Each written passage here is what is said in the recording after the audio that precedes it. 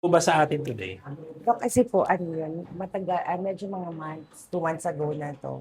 Alin po Wala yan? siya dito, masakit, sobra siyang Sa masakit. leeg, saka sa shoulder? Opo, sa shoulder dito. Sige. Tapos, nag-radiate na siya parang nagnanam Mm. na yung left. Sabi mo 2 Dati, months lang? opo, 2 months lang. dati po, early part, yung left lang. Then lately, parang napapansin ko, nagtatransfer na sa Dalawa yan. right. Dalawa yan kasi dalawa kamay mo. Opo.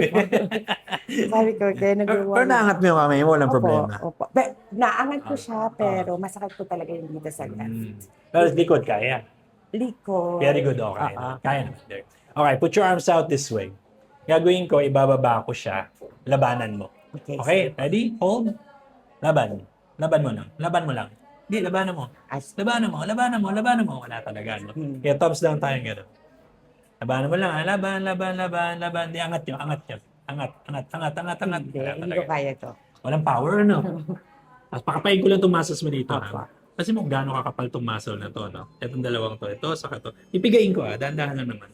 Ano mas masakit? Ito? Ito? Or ito? Pareho lang. Pareho lang. Pareho lang. Okay. So, in a way, Pero para a little bit na, parang masakit din. Pati- Mas masakit yung kanan. So, nangyayari, naiipitan ka ng nerves, ng ugat around sa dalawang side na to. Naiipitan ka. Bakit?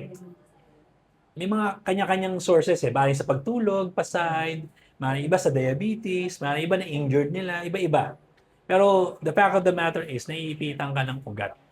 So pag naiipit ang ugat mo, wala na masyadong power yung arms. Kasi ang nagbibigay ng power, yung ugat. So parang siyang kuryente. Kapag ka naipit yung linya ng kuryente, yung ilaw, nagpe-flicker. No? Ganun din nangyayari sa muscle mo, kaya wala na siyang power. Kasi ang bibigyan ng electrical signal yung nerve, naiipit siya. Sino umiipit yung muscle? Ang tanong, ba't matigas na dito. Di ba? Ang tanong, ba't siya umiipit? Kasi pagod na siya. When I say pagod na siya, example, may 10 muscle. Marami pero 10 lang daliri ko. Yung 5 sa'yo gumagana. Yung 5 hindi. Ang trabaho ng muscle magsuporta sa buto, magpagalaw ng buto. Paano siya magsusuporta sa buto? Kung siya lang nagtatrabaho, 10 ang kailangan. So para magkaroon ka ng support, titigas siya. Mag-create siya ng brace. Kaya papahilot kayo sa, ang tigas ang likod mo. May marami ka ng lamig, marami ka ng... Oo. Yun talaga. Kasi Diba? massage therapy ang ginagawa ko talaga. Oh, di ba? Parang for a while lang talaga nawawala. Okay lang naman yun. Kasi syempre, we have to try everything naman talaga, di ba?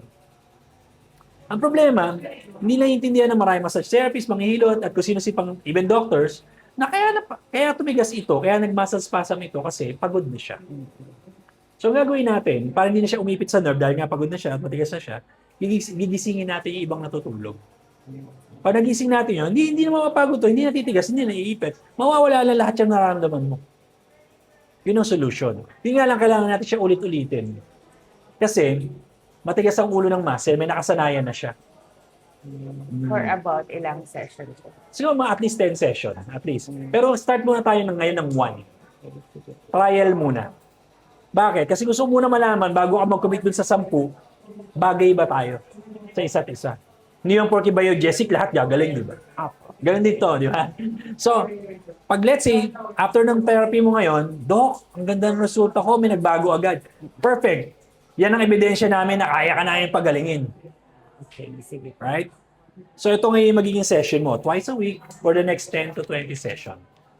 Twice a week Okay. for the next 10 to 20 sessions. Weekends lang ako available, Doc. Oh. Weekends lang Okay ako. lang, Sabado, Linggo, nandito naman kami. Yung paglinggo, Doc, the same time kayo available. Hindi, Linggo, umaga, bukas na kami. 9 o'clock, bukas na to. Okay. Ngayon lang kasi galing pa kami Manila. Kaya hapon kami dumarating. Pero hanggang gabi naman. Hanggang gabi naman kami, kasi Sabado. Pero pag Linggo naman, medyo mas maano kami. Maaga. 9 to 2, 9 to 3, tapos na kami. 9 to 2 typically yan. Sige po. Ngayon, start muna tayo ng 10 session. After ng 10 session, i-measure natin yung outcome mo. Gaano kaganda na ba? From 1 to 100%. Pag sinagot mo kami ng 80 to 90% ka na, pasado na yan. Kumbaga sa grading sa school, pasado na yan. So hanggang 10 session lang tayo. Ngayon, kung kulang pa, 50%, 60%, edi tuloy pa. Importante nagbabago, nag-i-improve. Basta ito lang ang goal natin, 80 to 90%. Hindi ka magsisinungaling sa sarili mo, alam mo naman yan eh. Oo. Ikaw naman nakakaramdam Ako yan eh. nakakaramdam. Okay Ako po. din ang ano. I-forward natin kayo ngayon para matry yung session. Para kung maganda yung result, ito yung magiging program. Sige po. Okay po? Okay. Sige, sige.